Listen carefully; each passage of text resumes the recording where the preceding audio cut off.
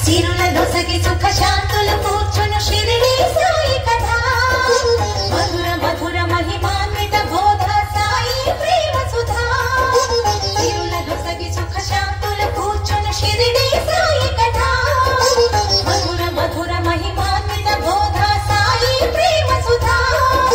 పారాయణతో సకల జనులకి భారాలను తొలగించే గాథ పారాయణతో సకల జనులకి భారాలను తొలగించే గాథ సిరుల దొసగి సుఖ శాంతులు కూర్చును షిరిడి సాయి కథ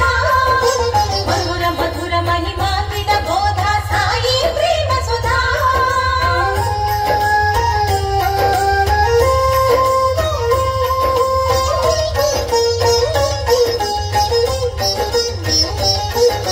షిరిడి గ్రామంలో ఒక బాలుని రూపంలో వేప చెట్టు కింద వేదాంతిగా కనిపించాడు తన వెలుగును ప్రసరించాడు పగలూరే ధ్యానం పరమాత్మునిలో లీనం పగలూరే